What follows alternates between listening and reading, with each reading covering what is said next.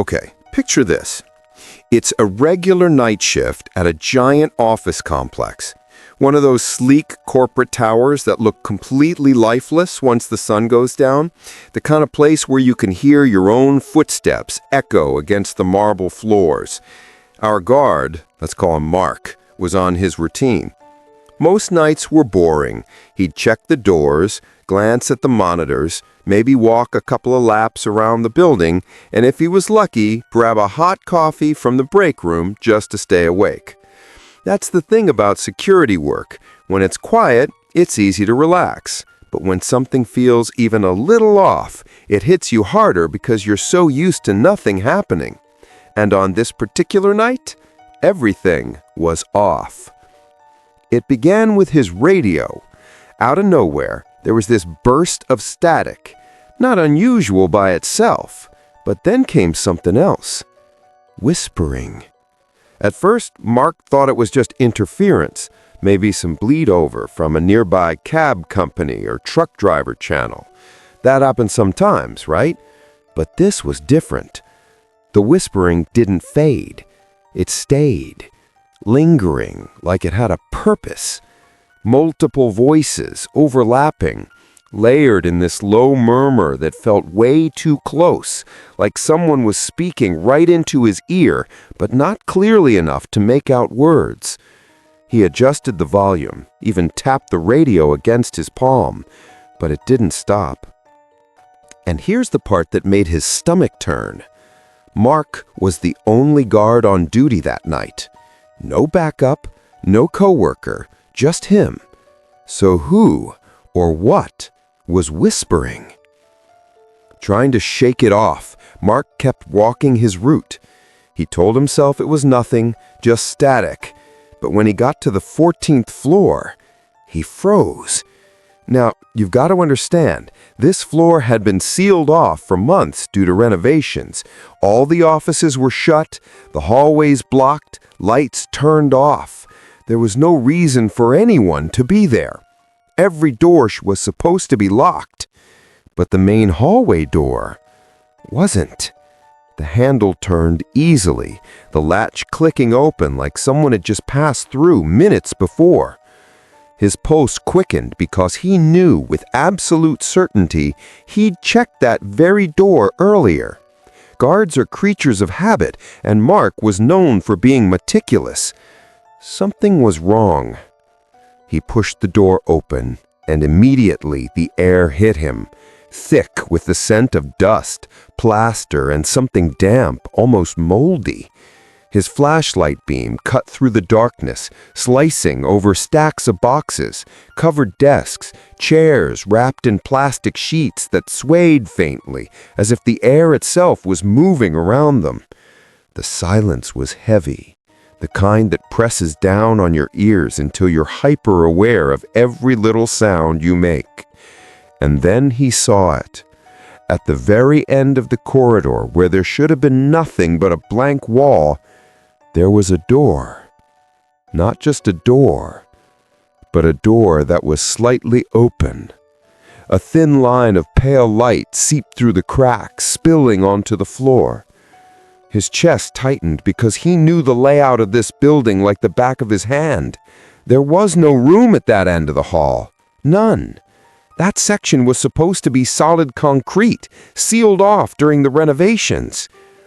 Every logical part of his brain screamed at him to turn around, close the hallway door, and walk away.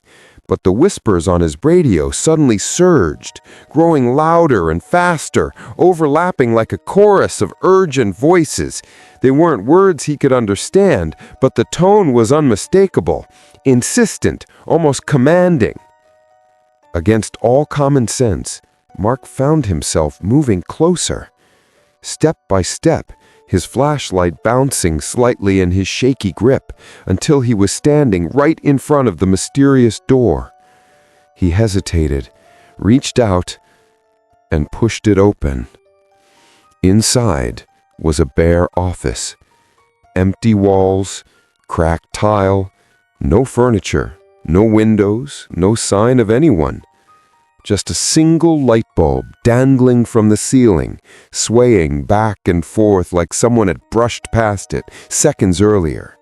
The creak of the chain holding it echoed in the emptiness, and his skin crawled. He stepped back, eyes darting around, convinced something had to be hiding in the corners. But the room was empty, completely empty. His instincts finally kicked in, heart pounding. He pulled the door shut hard, and at that exact moment, the whispering on his radio stopped. Not faded, just cut off in an instant. Silence. He didn't wait around to think about it. Mark bolted down the hallway, slammed the main door closed, twisted the lock, and practically jogged back to the elevator. By the time he made it to the security desk, his breath was ragged, his uniform damp with sweat. Trying to calm himself, he decided to check the cameras. He pulled up the feeds for the 14th floor, and what he saw chilled him all over again. Every camera angle for that floor was nothing but static, white snow filling the screen. No hallway, no door, no light, nothing. Just noise, like the cameras were blind to whatever was up there. Mark never reported what happened. He knew no one would believe him, and honestly, he didn't want to explain what he saw, or didn't see. But he did confide later to a close friend. That room was never supposed to exist. The plans, the blueprints, everything said there was nothing at the end of that hallway. Yet he walked into a space that wasn't supposed to be real. From that night on, whenever his route brought him near the 14th floor, the static on his radio would return. Not loud, not constant, just a faint hiss, like the floor remembered him. And every time, he'd feel that same chill crawl down his spine.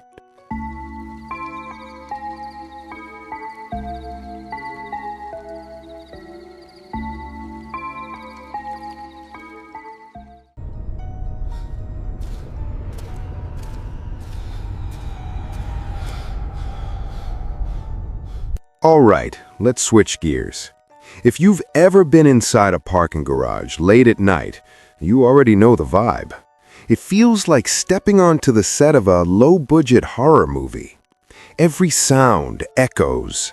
The fluorescent lights flicker at the worst possible moments, and your own footsteps bounce back so loudly that half the time you start second-guessing whether it's really just you or if someone else is walking a step behind. Now imagine not just passing through, but working there for hours at a time, night after night, with no one else around. That was Jason's reality. Jason worked as the overnight guard at a massive hospital parking garage. And this wasn't just any garage. We're talking 5 full levels underground. The kind of place where the air always felt damp, and the temperature was permanently a few degrees colder than anywhere else in the building. His routine was straightforward: keep watch for trespassers, check the cameras, make rounds on each floor, and occasionally escort nurses or doctors to their cars if they asked. On paper, it sounded simple, almost boring. But one night, everything changed when the camera showed something that should not have been there.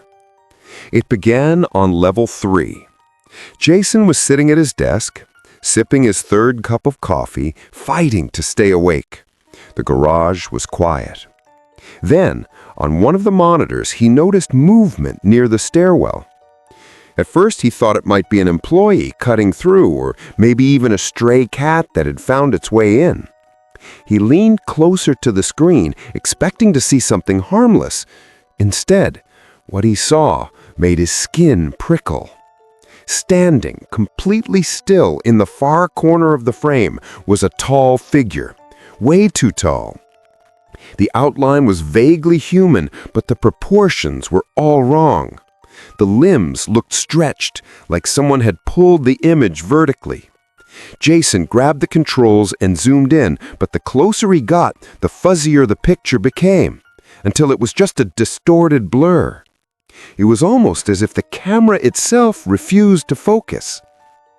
Against his better judgment, Jason decided to check it out in person. He grabbed his flashlight, clipped his keys to his belt, and made his way down the elevator. As the doors opened onto level 3, the atmosphere hit him immediately.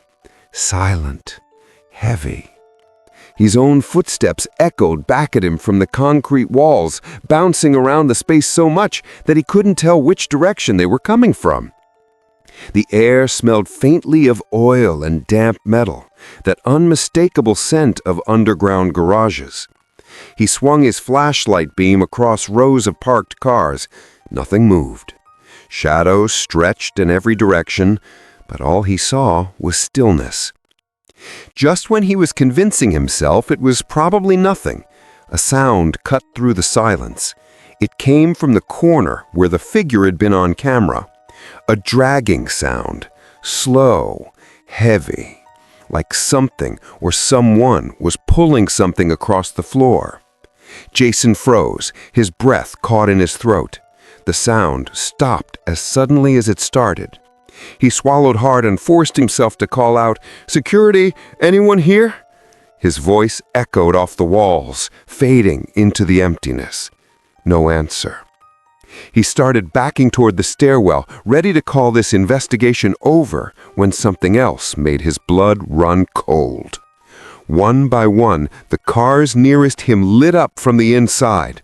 Their interior lights clicked on at the exact same moment, perfectly in sync. Every single car in the row glowed from within, like invisible passengers had all just opened their doors. Jason's chest tightened. He knew that wasn't possible. There was no way for all of those lights to turn on at once. That was it. He bolted. He sprinted to the elevator, slammed the button, and jumped inside the second the doors slid open. His hand shook as he hit the button for the main level. The ride back to the office felt endless, the hum of the elevator sounding louder than usual, like it was dragging him upward at a crawl. When he finally sat back down at his desk, heart still hammering, he forced himself to check the monitors again. Level 3 looked completely normal now. No movement, no glowing car interiors, just rows of empty vehicles and static shadows. For a moment, he wondered if stress or exhaustion had made him see things. But then he replayed the footage, and that's when the final chill set in. The recording showed the moment he left the office, walked into the garage, and disappeared from the camera's view. And as soon as he was gone, the tall shadow reappeared, standing exactly where it had been before, waiting in the corner. Jason never shook that image out of his mind. He tried to laugh it off with his coworkers later, joking that he wasn't getting paid enough to babysit shadows. But deep down, he knew he had seen something that didn't belong in that garage. He lasted 2 more weeks on the overnight shift before transferring to a daytime position. And to this day, whenever he tells the story, he insists that whatever was on level 3 was real and that it was waiting for him to come back.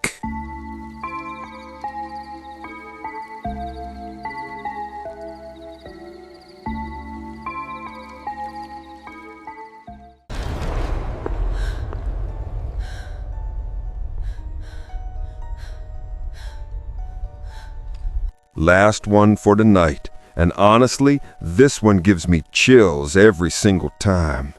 Meet Angela, a security guard at a local history museum.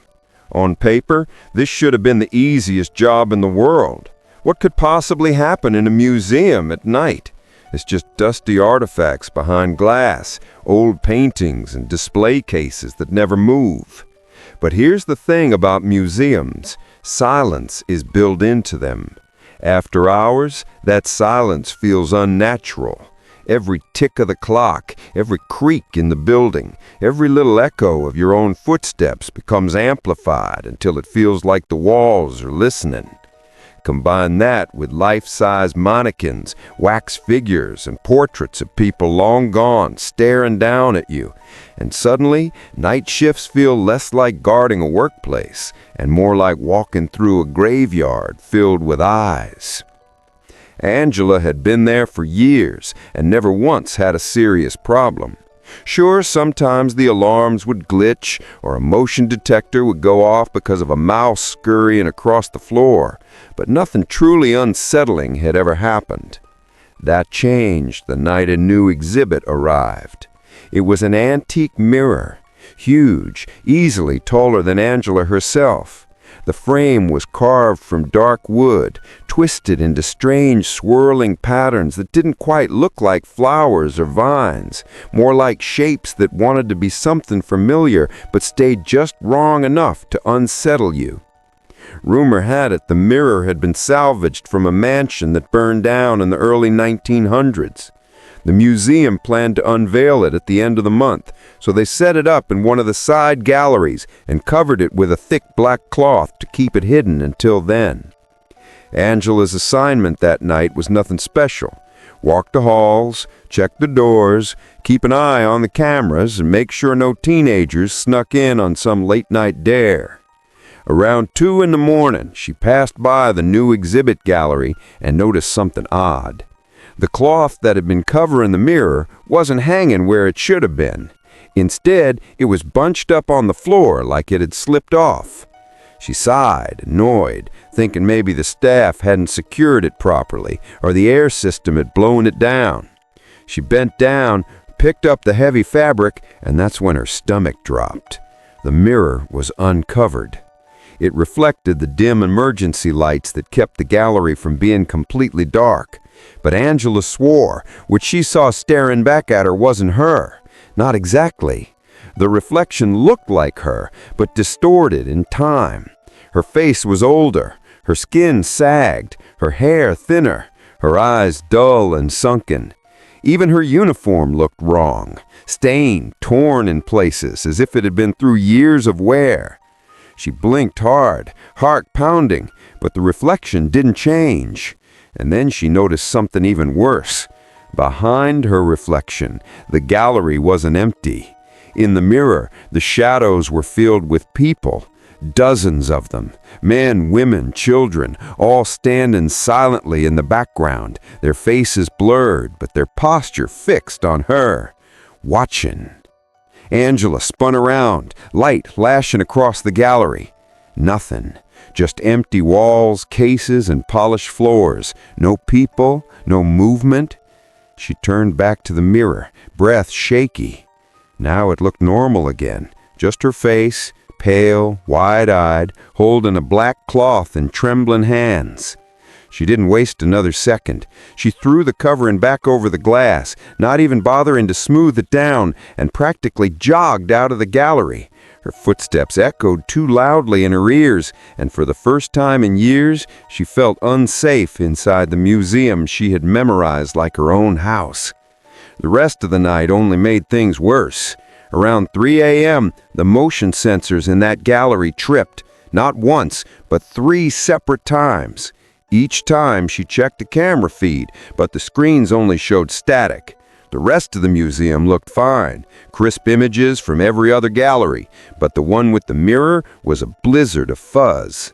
The only clear thing the feed gave her was a single frozen frame, and that frame showed Angela herself, standing in front of the uncovered mirror, staring into it. The problem? At that exact moment, she was sitting in the security office across the building. Angela didn't even bother going back to check the gallery in person. She sat at her desk, gripping a radio, counting down the minutes until her shift ended. When the morning came and the day staff arrived, she handed in her resignation on the spot. No explanation, no detailed story. She didn't warn them about what she saw or beg them to take the mirror out. She just shook her head and said one thing as she turned in her badge: "That mirror can watch itself." So yeah, being a security guard isn't all coffee and quiet nights. Sometimes the job means facing things you can't explain. Doors to nowhere, shadows that move on their own, mirrors that show too much. And honestly, these are just 3 of countless stories out there. If you're still with me, hit that like button and subscribe, because we drop new, true scary stories every single week. And remember, if you've got your own nightmare from the night shift or any creepy encounter at all, send it over to the email in the description. Who knows, your story might be the next one we share right here. Stay safe out there, and maybe leave a light on tonight. You never know what's watching.